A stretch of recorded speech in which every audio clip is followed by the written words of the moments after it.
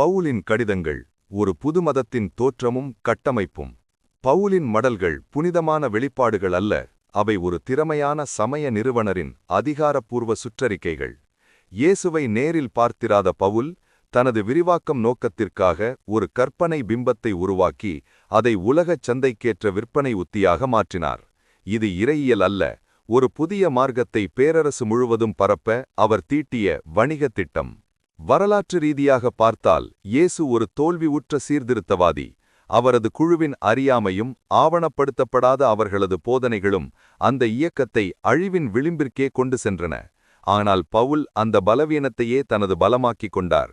இயேசுவின் உண்மையான போதனைகளை விட அவரது மரணம் குறித்த மர்மங்களுக்கு பவுல் அதிக முக்கியத்துவம் கொடுத்தார். ஒரு சாதாரண மனிதரின் வாழ்க்கையை விடுத்து ஒரு தெய்வீக பலி என்ற புனைவை கட்டமைப்பதன் மூலம் பாமரர்களுக்கான இயக்கத்தை நாகரீக உலகின் மதமாக அவர் உருமாற்றினார். சுருக்கமாகச் சொன்னால், இயேசு விதைத்த விதை ஒரு உள்ளூர் செடியாக கருகியிருக்க வேண்டியது. ஆனால் பவுல் அதன் வேர்களை பிடுங்கி ரோமானிய மண்ணுக்கு ஏற்றவாறு ஒட்டுப்போட்டு ஒரு பிரம்மாண்டமான நச்சுமரமாக வளர்த்தெடுத்தார். புதிய ஏற்பாட்டின் 27 புத்தகங்களில் 13 கடிதங்களை ஆக்கிரமித்துள்ள பவுல் கிறிஸ்தவத்தின் வெறும் போதகர் மட்டுமல்ல, அவர் அந்த மதத்தின் கொள்கை. இன்று உலகம் கொண்டாடும் வழிபாட்டு முறைகளும் விசுவாச பிரமாணங்களும் இயேசுவின் நேரடி போதனைகள் அல்ல, அவை பவுல் செதுக்கிய நிர்வாக நெறிமுறைகள்.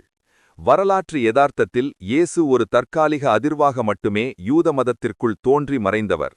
அவர் இல்லை என்றாலும் யூத மதம் அதன் பழமையான வேர்களுடன் சிதையாமலிருந்திருக்கும். ஆனால் பவுல் இல்லை என்றால் கிறிஸ்தவம் என்ற நிறுவனமே பிறந்திருக்காது. இயேசு ஒரு தனி மனிதராக வாழ்ந்து மறைந்தார். பவுல் அந்த மனிதரை உலகளாவிய சித்தாந்தமாக மாற்றிக் காட்டினார். பவுல் இயேசுவின் வாழ்நாள் தார்மீக போதனைகளை விடவும் அவரது ஆளுமையை ஒரு பிரத்யேக அரசியல் ஆன்மீக அடையாளமாகவே பார்த்தார்.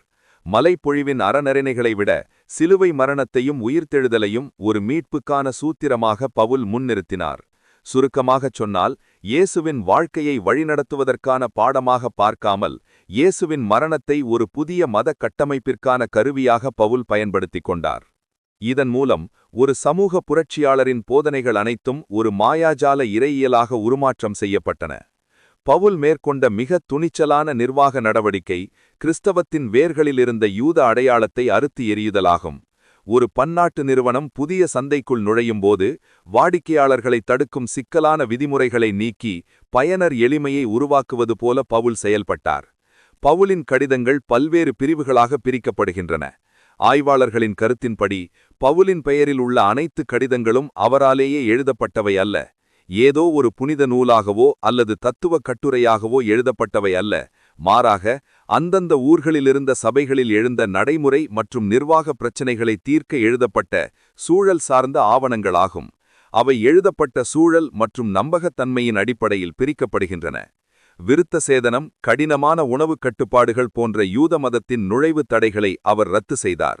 இதன் மூலம் கிரேக்க மற்றும் ரோமானிய மக்கள் எவ்வித உடல் மற்றும் கலாச்சார சிரமமும் இன்றி இந்த புதிய இயக்கத்தில் இணைய வழிவகை செய்தார். சட்டம் என்ற சுமையை குறைத்து விசுவாசம் என்ற எளிய நுழைவுச் சீட்டை வழங்கியதன் மூலம் ஒரு சிறிய உள்ளூர் குழுவை உலகளாவிய பேரரசாக மாற்றும் தத்துவார்த்த புரட்சியை பவுல் வெற்றிகரமாக முன்னெடுத்தார். நவீன விபிலிய ஆய்வுகளின்படி பவுலின் பெயரில் உள்ள கடிதங்கள் 2 முக்கிய பிரிவுகளாக பிரிக்கப்படுகின்றன. முதலாவது பவுலால் நேரடியாக எழுதப்பட்ட கடிதங்கள். இரண்டாவது பவுலின் பெயரால் உருவான பிந்தைய கால கடிதங்கள். உறுதிப்படுத்தப்பட்ட கடிதங்கள். இவை பவுலால் தான் எழுதப்பட்டவை என்று பல ஆய்வாளர்கள் ஒருமனதாக ஒப்புக்கொள்கின்றனர். இதை சற்று விரிவாக பார்ப்போம். ரோமர் கடிதம் என்பது பவுலின் மிக முக்கியமான கொள்கை அறிக்கை. அவர் ரோமுக்கு நேரில் செல்வதற்கு முன்னரே அங்கிருந்தவர்களுக்கு தனது இறையியலை விளக்க இதை எழுதினார். கொரிந்தியருக்கு எழுதிய 1 மற்றும் 2 கடிதங்கள் அந்த சபை கிளையில் நிலவிய குழப்பங்களை சரிசெய்ய பவுல் மேற்கொண்ட நிர்வாக சீர்திருத்தங்கள். அங்கு நிலவிய ஒழுக்கக்கேடுகள் மற்றும் உட்கட்சி பூசல்கள் நிறுவனத்தின் நற்பெயருக்கு களங்கம் விளைவிப்பதாக அவர் கருதினார். தனது கிளை அலுவலகத்தில் ஏற்படும் ஒழுங்குமுறை மீறல்களை வன்மையாக கண்டித்து அனுப்பும் எச்சரிக்கை மெமோ போலவே இந்த கடிதங்கள் அமைந்தன. கலாத்தியர் கடிதம் என்பது பவுலின் புதிய கொள்கையான விசுவாசம் மட்டும் போதும் என்பதை எதிர்த்தவர்களுடன் வாதிட எழுதப்பட்ட கடிதமாகும். எபேசியர் கடிதம் என்பது ஒரு மாபெரும் இயக்கத்தின் கிளைகளை ஒருங்கிணைக்கும் பெருங்குறு நிறுவன கலாச்சார கையேடு போன்றது. பிலிப்பியர் கடிதம் என்பது சிறைவாசம் போன்ற ஒரு நெருக்கடி காலத்தில் தனது விசுவாசிகளின் சோர்வை நீக்க பவுல் வெளியிட்ட ஒரு ஊக்கமளிக்கும் அறிக்கையாகும். கொலோசையர் கடிதம் என்பது பவுலின் இயக்கத்திற்குள் ஊடுருவி தரத்தை மாற்ற முயலும்போது போலியை முறையடித்து அசல் தயாரிப்பு இதுதான் என எச்சரிப்பது போல அவர் வெளியிட்ட ஒரு அதிகாரப்பூர்வ மறுப்பு அறிக்கையாகும். முதலாம் தெசலோனிக்கியர் கடிதம் என்பது வெற்றிகரமாக தடம் பதித்த பிறகு அங்கிருக்கும் விசுவாசிகளின் நம்பிக்கையை தக்கவைக்க பவுல் வெளியிட்ட அறிக்கையாகும். இதுதான் பவுல் எழுதிய முதல் அதிகாரப்பூர்வ ஆவணம் என்று கருதப்படுகிறது. பிலேமோன் கடிதம் என்பது பவுல் தனது அதிகாரத்தை பயன்படுத்தி மேற்கொண்ட ஒரு நுணுக்கமான சமரசமாகும். தப்பி ஓடிய அடிமை உனைசியசுவை மீண்டும் அவனது உரிமையாளர் பிலேமோனிடம் ஒப்படைக்க பவுல் கையாண்ட ஒரு ராஜதந்திர அணுகுமுறை இது. மீதமுள்ள 6 கடிதங்கள் பவுலின் பெயரால் அவரது சீடன்களால் அல்லது அவருக்கு பின்னால் வந்தவர்களால் எழுதப்பட்டிருக்கலாம் என்று கருதப்படுகிறது. எபேசியர் கடிதம் என்பது ஒரு சர்வதேச இயக்கத்தின் பல்வேறு கிளைகளை ஒருங்கிணைக்கும் கையேடு போன்றது. 2ஆம் தெசலோனிக்கியர் கடிதம் என்பது ஒரு நிறுவனம் தனது முந்தைய வாக்குறுதியை நிறைவேற்ற தவறியபோது வெளியிடும் கால நீட்டிப்பு அறிக்கையாகும். பவுல் தனது முதல் கடிதத்தில் இயேசு உடனே வருவார் என்று அளித்த வாக்குறுதி நிறைவேறாததால் விசுவாசிகளின் மத்தியில் எழுந்த அதிருப்தியையும் குழப்பத்தையும் போக்க அவர் கையாண்ட ஒரு ஸ்தாத்ரிய தகவல் தொடர்பு இது. 1ஆம் மற்றும் 2ஆம் திமத்தேயு கடிதங்கள் என்பது பவுல் தனது நிறுவனத்தின் அடுத்த கட்ட தலைமுறைக்காக உருவாக்கிய வாரிசுரிமை திட்டமாகும். ஒரு நிறுவனத்தின் ஸ்தாபகர் தனது ஓய்வு காலத்திற்கு முன்னரோ அல்லது நெருக்கடி காலத்திலோ தனக்கு அடுத்தபடியாக பொறுப்பேற்கப் போகும் ஒரு இளம் தலைமை நிர்வாகிக்கு வழங்கும் அதிகாரப்பூர்வமான அறிவுறுத்தல்களாகும். தீத்து கடிதம் என்பது கிரீட்டு தீவில் உள்ள புதிய சபை கிளைகளில் நிலவிய ஒழுங்கற்ற சூழலை சீராக்க அனுப்பிய ஒரு நிர்வாக சீரமைப்பு உத்தரவாகும். அங்குள்ள உள்ளூர் மக்களின் அலட்சியம் மற்றும் பொய் சொல்லும் தன்மை கருத்தில் கொண்டு ஒரு கடுமையான நடத்தை விதிகளை இதில் வகுக்கிறார்.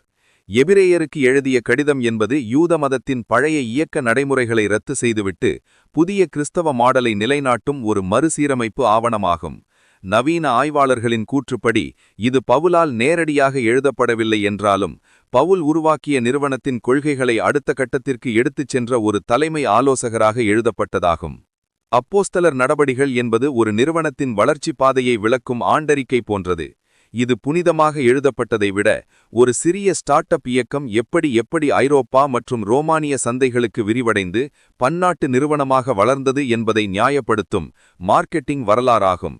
கிபி 160 முதல் 180 ஆண்டுகள் இடையில் எழுதப்பட்டது.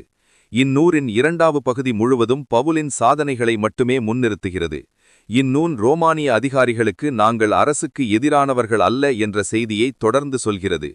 பேதுருவுக்கும் பவுலுக்கும் இடையிலான கடுமையான அதிகார போட்டிகளை மறைத்து இயக்கம் ஒற்றுமையாக இருப்பது போன்ற ஒரு நிர்வாக சீரமைப்பு பிம்பத்தை இது உருவாக்குகிறது. இவை புனிதர் வரலாறு அல்ல, மாறாக விசுவாசத்தை ஊக்குவிப்பதற்காக புனைக்கப்பட்ட விசுவாச பிரச்சார இலக்கியங்களாகும். உண்மை சம்பவங்களை விட பவுலை ஒரு அதிமானிட நாயகனாக காட்டுவதன் மூலம் அந்த இயக்கத்திற்கு ஒரு கவர்ச்சியான மயாகத்தை உருவாக்க முயன்றன. பவுல் முன்னால் கொடிய வனவீலங்குகள் அமைதியாவது போன்ற கதைகள் தர்க்க ரீதியான விவாதங்களை புரிந்து கொள்ளும் அறிவுத்திறன் இல்லாத சாமானிய மக்களிடம் ஒரு இயக்கத்தை கொண்டு செல்ல பயன்படுத்தப்பட்ட அதிசய கதைகளாகும். குறிப்பாக சிங்கம் பவுலை வணங்குவது போன்ற நம்ப முடியாத புனைவுகள் அடிமட்ட பாமர மக்களை கவர்ந்து இழுக்க கையாளப்பட்ட மலிவு விளம்பர உத்திகளாகும். தெக்லா என்பவர் கிபி 2ஆம் நூற்றாண்டைச் சேர்ந்த பவுல் மற்றும் தெக்லாவின் நடபடிகள் ஆக்ட்ஸ் ஆஃப் பால் அண்ட் தெக்லா என்ற நூலின் முக்கிய நாயகி ஆவார்.